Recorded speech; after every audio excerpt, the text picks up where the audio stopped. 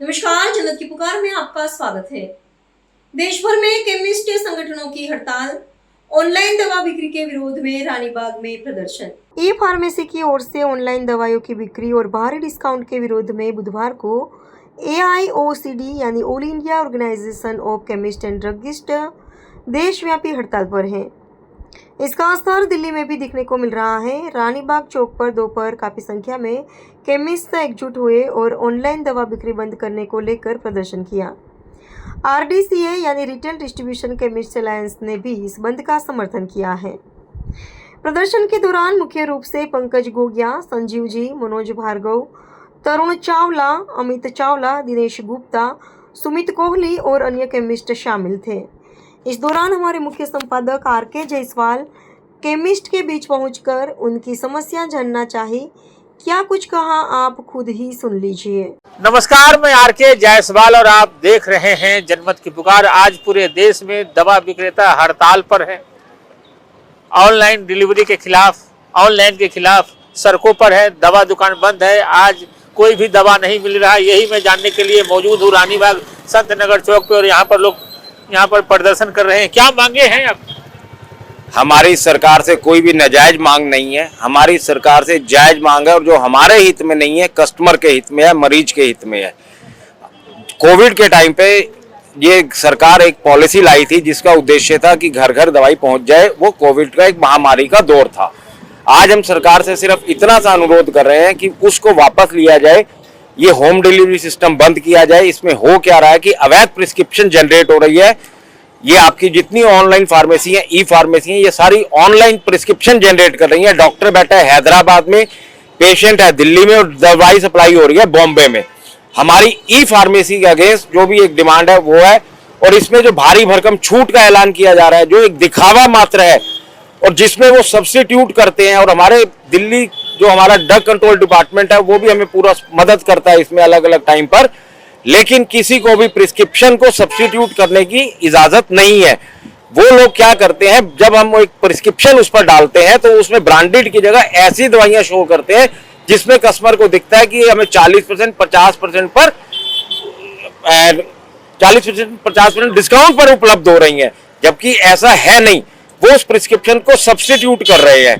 तो हमारी सरकार से मांग है जो GSR 2 था उसको रिवर्ट किया जाए, ई ऑनलाइन फार्मेसी पे रोक लगाई जाए और केमिस्ट और जो हमारी सरकार से एक मांग है कि जो मरीजों को उल्टी सीधी चीजें भी मिल रही हैं, उसमें नाम नहीं लेना चाहिए, पर उसकी भी अवैध बिक्री उस पर बढ़ रही है, उसको भी तत्काल रोक लगाई जाए। भारी भरकम डिस्काउंट मिलता है ऑनलाइन खरीदारी से।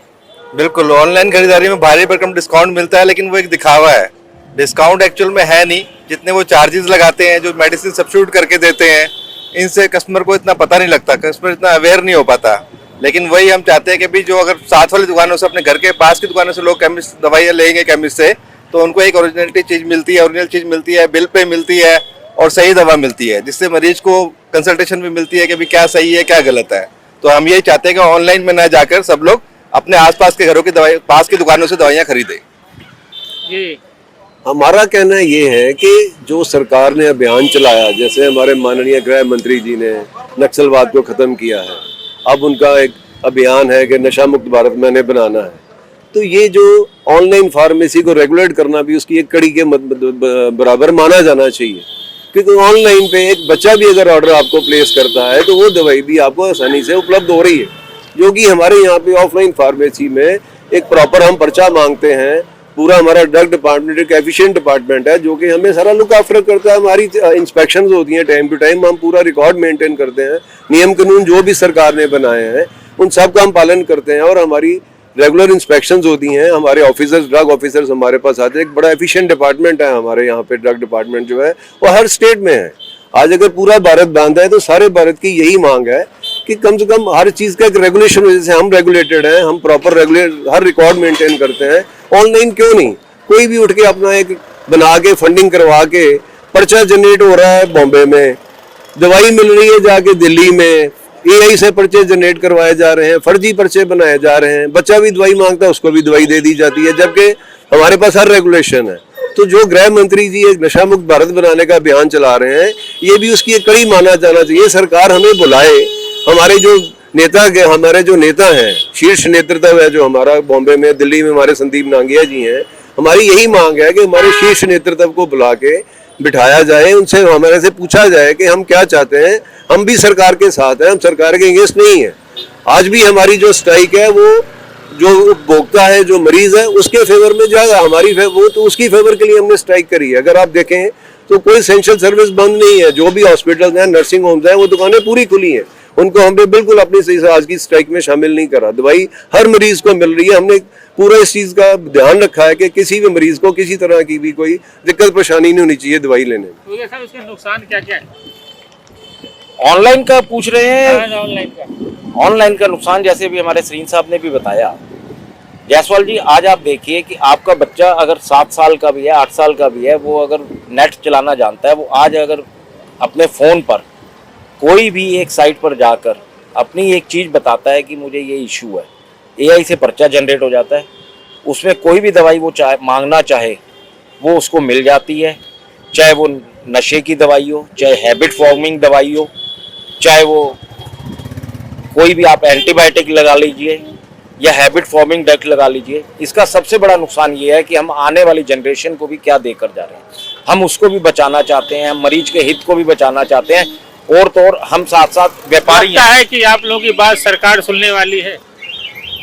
इसमें एक बड़ा 2 रुपया सा वो है। 2018 से हम दिल्ली हाई कोर्ट से भी केस जीते हुए हैं।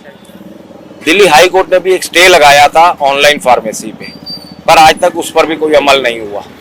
तो हमारी सरकार से मांग है, जो दिल्ली हाई कोर्ट का आदेश है एटलीस्ट उसको तो मान लिया जाए, उसको तो हमारी फेवर में कर दिया जाए। लड़ाई को कहाँ तक लड़ने वाले हैं आप लोग? इस लड़ाई को हम अंत तक लड़ेंगे।